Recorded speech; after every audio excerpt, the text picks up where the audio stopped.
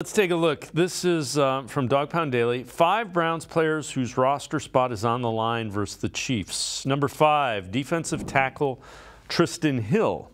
Number 4, offensive lineman Michael Dunn. Number 3, wide receiver Anthony Schwartz. Number 2, A.J. Green, cornerback. And number 1, John Kelly, running back. The list, just your thoughts there.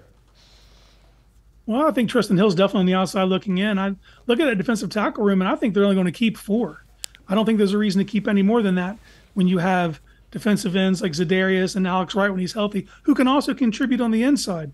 You know, I just think you're going to keep 6 edge and 4 defensive tackles. And right now, my 4 defensive tackles would be Dalvin, Shelby Harris, Siaka Ika, and then I think I'd have Maurice Hurst as my 4th rotational pass rusher. So it's going to leave a lot of guys on the outside looking in. Yeah, and the offensive line, Dunn can play, but again, you get kind of into that numbers game.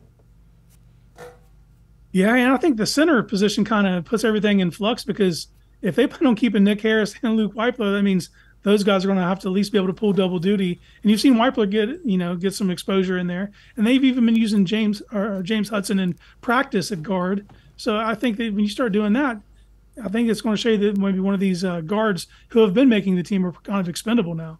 Yeah, you're looking in a pinch. Can this guy give us, to get through a game, snaps at that position?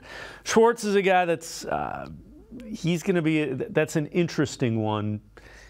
You might be able to sneak him onto the practice squad. The only reason I would hesitate with that, someone may see Olympic sprinter speed and think I can fix him.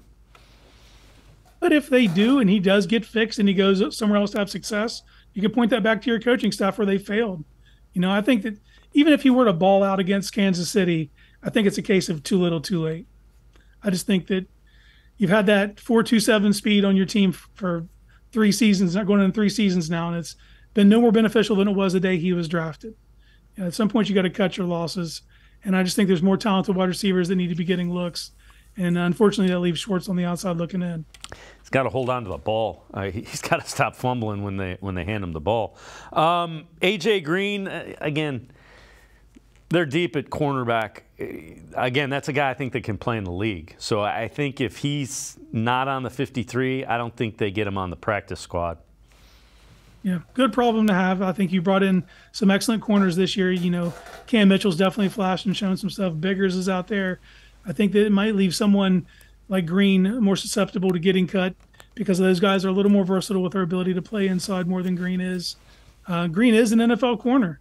It's just they've stocked this room to the point where you might have to cut an NFL corner, and I don't think there's a chance that he ends up on the practice squad whatsoever. No, if in a perfect world you'd try to get a low-round pick for him, I don't know that anybody's going to give you that. I'd say the same thing about Nick Harris. I think Nick Harris can play in the league, but I don't know. Everybody knows the positions you're loaded at, so they may not be willing to do that. The last one's John Kelly. He's a guy that they've kept him around on the practice squad, which means they see something that they like.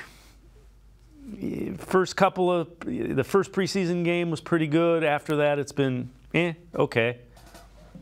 Yeah, I see Kelly as a high floor guy, and he must be a positive locker room guy. Stump Mitchell must have a like for him, but I don't see him as someone who gets anything extra. I think he gets what's blocked for him, and he gets that, and that's something you can count on. But it's not something that you're going to want to build around.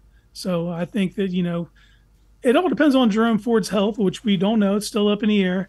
But they have a better idea behind the scenes in Berea. And if Ford's going to be ready by week 2 at the latest, I don't think that there's reason to keep a John Kelly.